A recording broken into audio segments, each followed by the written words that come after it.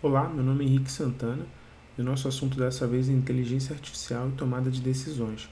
Para tal, vamos analisar o projeto Smart Cab que eu desenvolvi no Nano Degree de Machine Learning do Udacity.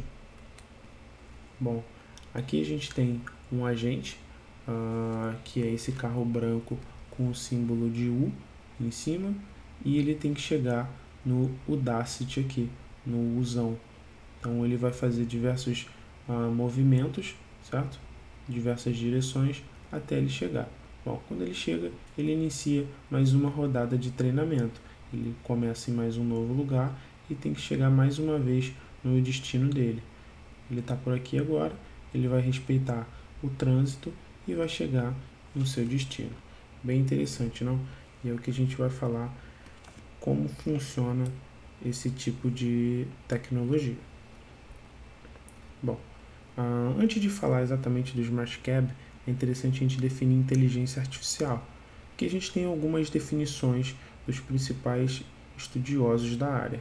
Bom, o Bellman fala em tomada de decisões, o Winson fala em raciocinar e agir, o Ray Kurzweil fala em executar funções que exigem inteligência, e o Nilsson fala em desempenho inteligente.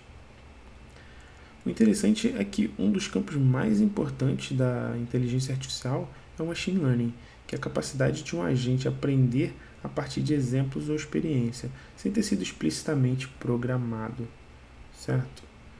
Bom, a ideia de um agente é bem simples.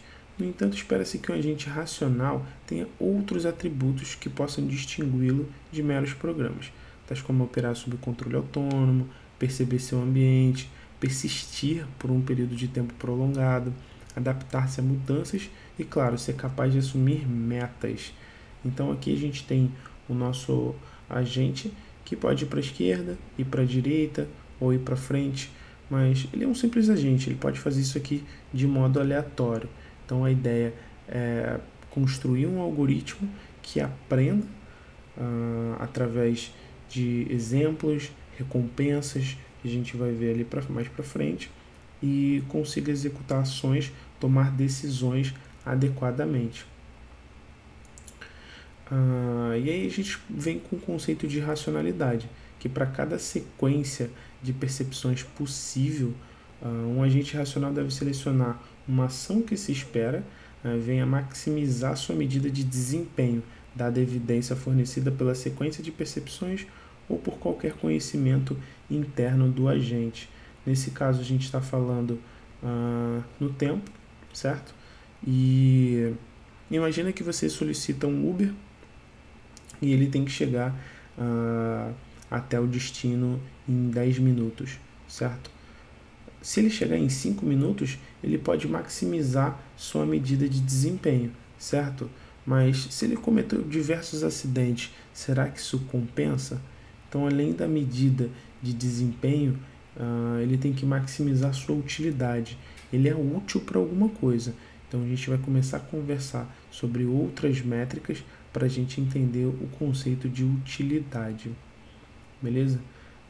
Outro assunto importante dentro da tomada de decisões é a incerteza. Os agentes quase nunca têm acesso a toda a verdade sobre o sistema, sobre o ambiente. Digamos que o nosso agente da vez seja um caminhão de entregas autônomo e ele tenha que entregar uma certa mercadoria do outro lado da cidade. Se ele não souber previamente, como normalmente não acontece, o que está pelo caminho dele, por exemplo, uma ponte quebrada, ele vai atrasar essa entrega. Então, a gente tem que começar a falar de um novo conceito, que seria o de um agente racional. Ele tem que perceber o ambiente através de seus sensores, tem que processar e aí sim atuar, certo? Então, praticamente sempre vai haver incerteza. Condições do tempo é uma incerteza, a falta de gasolina, se der algum defeito no carro. Bom, você já percebeu que o Google Maps diz caminho mais rápido, apesar do engarrafamento ou apesar do trânsito lento, ele está maximizando a utilidade, apresentando o melhor resultado esperado, certo? Não o melhor resultado. Então, essa é a questão da utilidade que a gente vem falando. Beleza?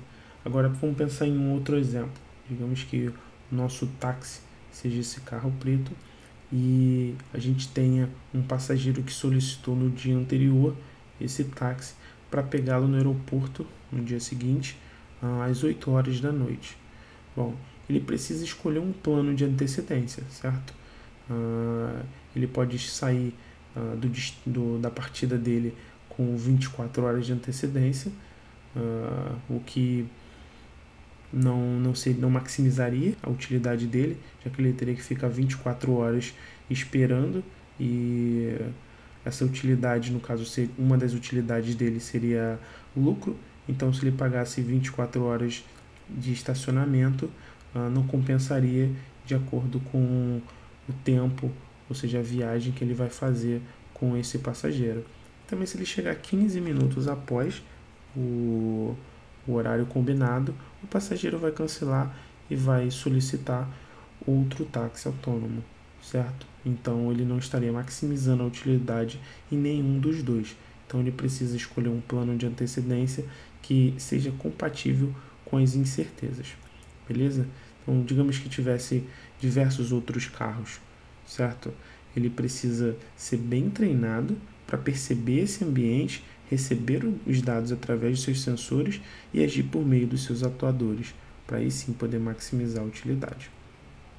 Bom, na modelagem de um carro autônomo, por exemplo, a gente diz que o modelo de agente seria um motorista de táxi. As medidas de desempenho pode ser viagem segura, ou seja, não há acidente, dentro das leis de trânsito, que o passageiro se sinta confortável, que ele chegue no menor tempo possível, ou seja, o esperado. Os lucros têm que ser maximizados, como no exemplo anterior. Ele tem que chegar, claro, no destino correto. Não adianta de nada ele chegar num destino que não tem a ver com o que o passageiro solicitou. O ambiente são as estradas ou outros tipos de tráfego. Pedestres estão dentro desse ambiente, os clientes. Os atuadores são direção, acelerador, freio, seta, alerta, buzina e diversos tipos de sensores que os carros já têm hoje em dia, certo? Já o nosso projeto de Smart Cab, ele é um pouco mais simples. Ele também modela um motorista de táxi, mas as medidas de desempenho são mais simples, o ambiente é um ambiente simulado, e os atuadores são só direção e freio. Os sensores a gente pode falar que são câmeras de esquerda, direita e os carros que estão vindo no sentido oposto. A gente tem um cronômetro marcando quanto tempo ainda falta e um sensor luminoso do semáforo. A medida de desempenho a gente vai dividir em seguro e confiável, ou seja, ele vai ser seguro, vai ser classificado como seguro se ele não tiver nenhum acidente, se ele estiver dentro da lei, e como confiável se ele chegar no destino correto no tempo estipulado. No nosso caso é chegar no U, dentro do deadline que está marcado lá em cima. Bom, esses são os inputs que ele recebe. Então, é como está a nossa modelagem. Então, são os parâmetros como os sensores, os atuadores, no caso é só a direção.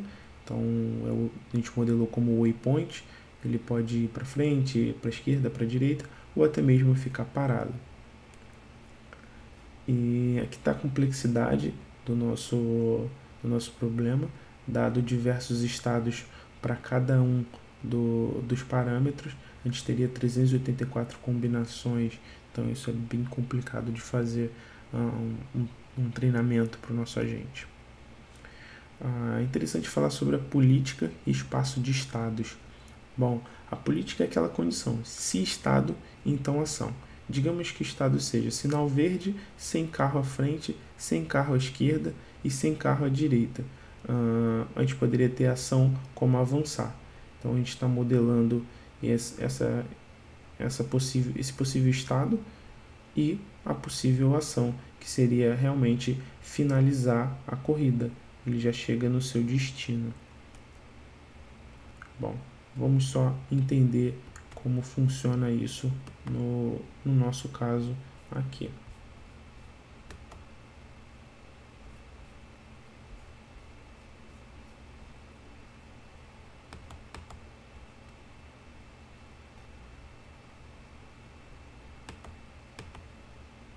Vamos lá.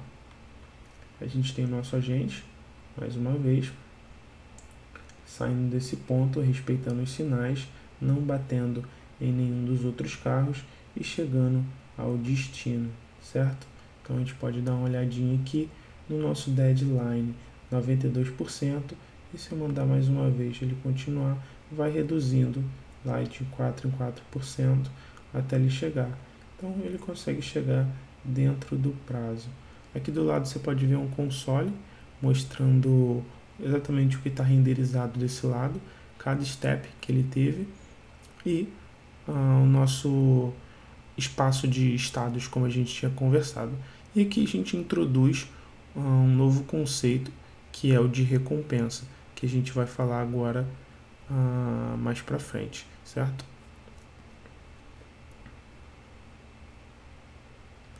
Bom, a ideia de recompensas, a gente pode pensar em qualquer tipo de aprendizado, sendo recompensas positivas ou recompensas negativas. Lembra que eu mostrei anteriormente que o agente percebe o ambiente e retorna uma ação?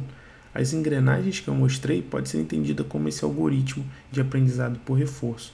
Então, lá a gente tem um sistema e um controlador, certo?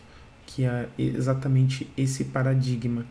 Então, o controlador recebe o estado e recebe o tipo da recompensa, se é uma recompensa positiva ou uma recompensa negativa, e assim executa uma ação. Então, se estado, então ação. Se a ação for dentro da esperada, que maximize o objetivo a longo prazo, ou seja, aquela performance numérica que a gente mostrou, então ele recebe uma recompensa positiva, beleza? Recompensa positiva, ação correta. Ação incorreta para o objetivo dele a longo prazo, ele recebe uma recompensa negativa. Bom, eu trouxe aqui mais um outro exemplo para a gente conseguir entender, um exemplo um pouco mais simples que o Smart Cab, mas ilustra muito bem que é o mundo didático, beleza? A parte preta é como se fosse um muro, vermelha ele perde o jogo e verde ele recebe recompensa positiva.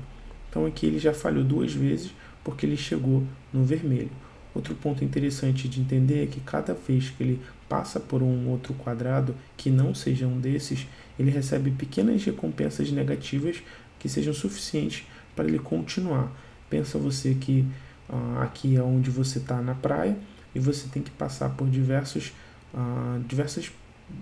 passos, certo? A areia está quente, então você vai tomando pequenas recompensas negativas, certo? Mas como o seu objetivo é maximizar a utilidade desse seu caminho a longo prazo, que você deixa na água, por exemplo, você aceita tomar essas pequenas recompensas negativas para maximizar o total. Que a gente consegue ver que ele aprendeu. Você pode ver que ele recebeu recompensas negativas no total, algumas vezes, depois ele conseguiu ter sucesso, mas como ele demorou muito, ele tomou muitas pequenas recompensas negativas, até ele conseguir identificar o máximo, o que maximiza aquele valor numérico que a gente falou.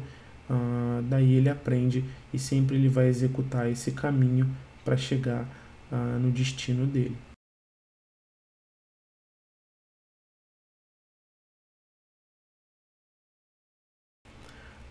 Bom, pessoal, era isso. Eu espero que vocês tenham gostado do que eu tinha para falar para vocês e até a próxima.